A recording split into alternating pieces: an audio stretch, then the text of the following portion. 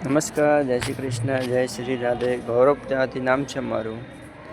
Real એસ્ટેટમાં join તો થયો તો હું, પણ સાચું કહું તો મારી જોડે બાઇક નથી અને કંઈક અવર જવર માટેનું પૂરતી સગવડ નથી. એના માટે હું અત્યારે રિયલ એસ્ટેટમાં જોઈન થઈ શકું એમ નથી. તો હું હવે બેંકમાં જોઈન થઈશ, પાર્ટ ટાઈમ રિયલ એસ્ટેટમાં જોઈન થઈશ. જો મેળ પડે તો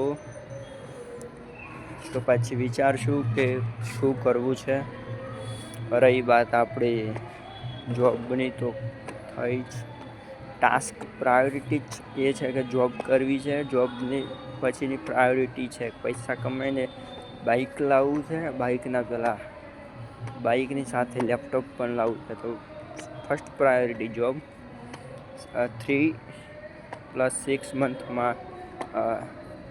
3 અને 6 મંથમાં बाइक અને लैपटॉप लाने प्रायोरिटी. टास्क 2 अपना होगा. टास्क 3 बिजनेस एम्पायर खड़ा करने के लिए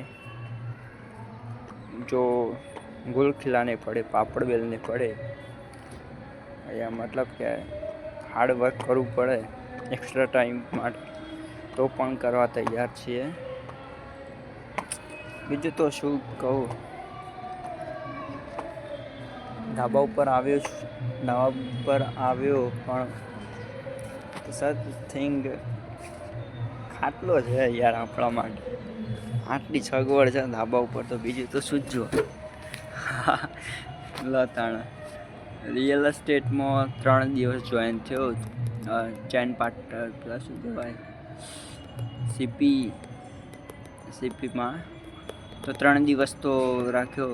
પણ એમ કીધું ભાઈ તમારી જોડે બાઇક તો છે નહીં, તો કન્ટિન્યુ કઈ રીતના કરશો તમે. મેં કીધું સર 2 મંથ તો હું હમણાં જોડે જ ફરવાનો છું, તો બાઇકની રિક્વાયરમેન્ટ તો નહીં જ રહે ને. તો એમને કીધું કે નહીં ભાઈ, તમારે વધારે 10 દિવસથી 15 દિવસ જ માટે અમને જોડે ફરવા મળે. પછી એના પછી તમારે જો તમે લીડ લાવતા હોય જાતે, તો બીજા થોડા એમના લીડ મૂકીને મારી જોડે આવશે. એ તો મારે ખુદ જ શું કહેવાય, મારે ખુદ જ સંભાળવું પડશે ને. તો તું કઈ રીતના સંભાળે? કારણ કે લીડ તો એક કસ્ટમરને 4 થી 5 જગ્યા જોવડાવવાની. હું એના જોડે થોડું ફરી આવું. મારી જોડે પણ બાઇકની તો કંઈક હોવું જોઈએ ને. તો મેં કીધું કંઈ વાંધો નહીં, તો મારથી બાઇક તો નહીં બને 3 થી 6 મંથ સુધી. પછી એને કીધું કંઈ વાંધો નહીં, બાઇકને તો ટેલિકોલિંગનું કામ કર, તો પગાર અડધો થઈ જશે. 14 આવતો હતો, અડધામાં હું 7-8માં ક્યાંય પોહાવાનું ભાઈ. મેં કીધું લાલા ના પોહાય મારાથી, બંધ કરી દીધું. સાચું તો કચ્છા જ નહીં આપણી જોડે. દેખતે રાધે રાધે.